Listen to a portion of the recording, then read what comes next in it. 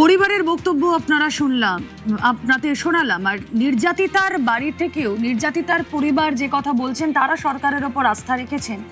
তারা যে পথে এই তদন্ত এগোচ্ছে, প্রভাস মণ্ডলের মৃত্যু, তাতে সরকারের প্রতি তারা আস্থা রাখছেন। তাদের মেয়ের সঙ্গে ঘটে যাওয়া ঘটনা, জঘন্য অপরাধের বিচার তারা পাবেন।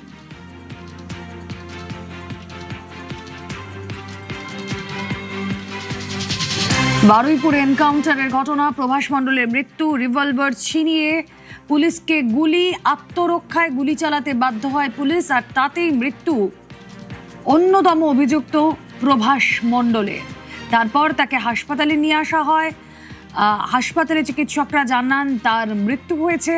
তারপর যে কথা আমাদের সহকর্মী কল্যাণ জানাচ্ছিলেন, যে ইতিমধ্যেই ম্যাজিস্ট্রেট এসেছে এবং তাকে মর্গে রাখা হয়েছে তার দেহ। এই ঘটনায় সবার আগে ঘটনাস্থলে পৌঁছে যাই আমরা, নিউজ 18 বাংলা। সুদীপ্ত অপসহকর্মী রয়েছেন সঙ্গে। সুদীপ্ত, কিছুক্ষণ আগেই তুমি কথা বলেছিলে নির্যাতিতার পরিবারের সঙ্গে, তার বাবার সঙ্গে। তারা কতটা আস্থা রাখতে পারছেন এই ঘটনায় সরকারের ওপর, তাদের কি বক্তব্য? দেখো, কিছুক্ষণ আগেই কথা বলেছিলাম নির্যাতিতার বাবার সঙ্গে। তিনি যখন বলছেন তখন তিনি যেমনটা জানালেন যে মুখ্যমন্ত্রী শুভেন্দু অধিকারীর সঙ্গে তাদের যে কথা হয়েছে, তিনি যে আশ্বাস দিয়েছেন তাতে তারা আশ্বস্ত হয়েছে এবং তারা ভরসা রাখছেন, এমনটাই বলছেন মুখ্যমন্ত্রীর ওপরে। তার কারণ মুখ্যমন্ত্রী তাদের জানিয়েছেন যে যেরকম শাস্তি তারা চাইছেন ঠিক সেই রকমই শাস্তি দেওয়া হবে, এমন শাস্তি দেওয়া হবে যা একেবারে দৃষ্টান্ত হয়ে থাকবে।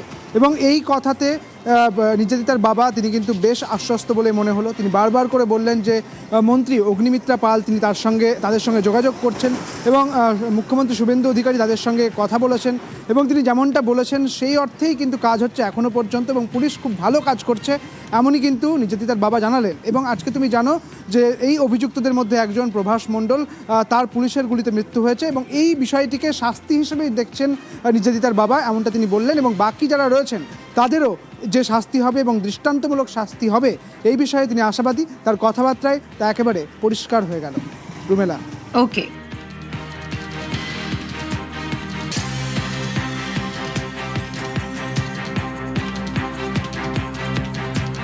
সরকারের পুরো রাস্তা ভরসা আছে। যদি কালকের কথা দিয়েছে যেভাবে কাজ চালিয়ে যাচ্ছে আমরা খুব খুশি। একদম এনকাউন্টার পুলিশের উপরে পুরো ফুল ভরসা আছে। পুলিশ না থাকলে আমরা এত এগোতে পারতাম না। পুলিশ যেভাবে তদন্ত করছে 4 জনই তো অ্যারেস্ট হয়ে গেল। খুশি দাদা আমার ভরসা দিয়েছে, দাদার ওপর ফুল ভরসা আছে। ওর যে সিএম আছে না, ওনাকে দাদা বলে আমরা সম্মান করি।